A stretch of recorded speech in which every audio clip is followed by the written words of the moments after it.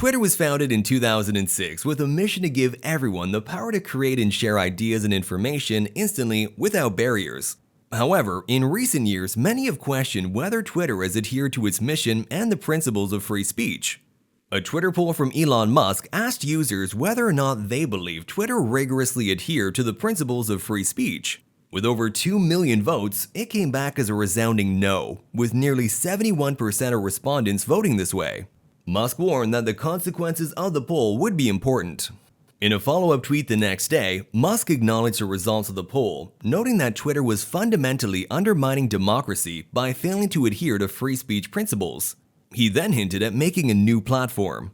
Critics of the platform have long claimed that Twitter is biased and is prone to shadow banning, kicking, and flagging prominent users they don't agree with in an attempt to silence them.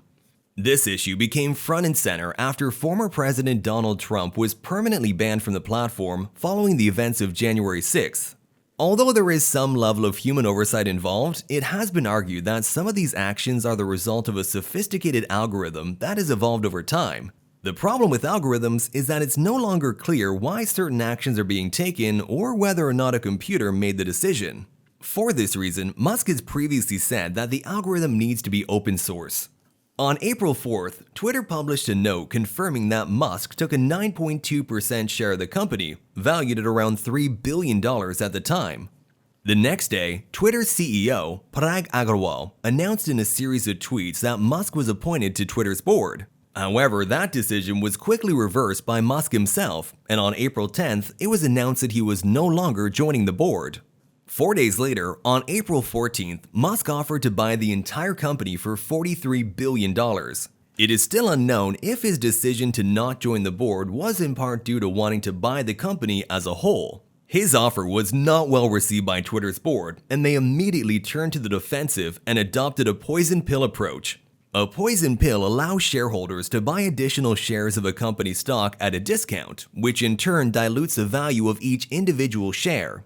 After Twitter turned to defense, Musk broke down how he'd fund his $43 billion bid for the company.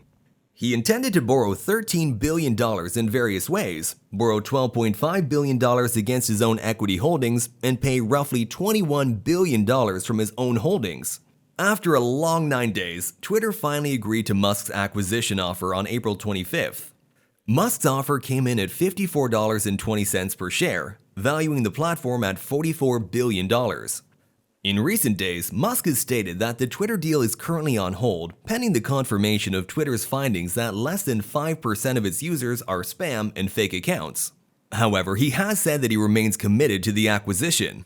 This all boils down to one important question. Why does Elon want to buy Twitter so badly? In an interview with TED, Musk said that he wants to own Twitter because it is essential to democracy and freedom in the United States and around the world. Musk's goal is to create a broadly inclusive platform that is minimally restrictive and mainly moderates content based on the extent of the law in the countries it serves. He has advocated for restoring former President Donald Trump to Twitter, but has made it clear that Trump is likely to remain on his own platform, Truth Social. Strong intuitive sense is that having a public platform that is maximally trusted and broadly inclusive is extremely important to the future of civilization. But you've described yourself. I don't care about the economics at all.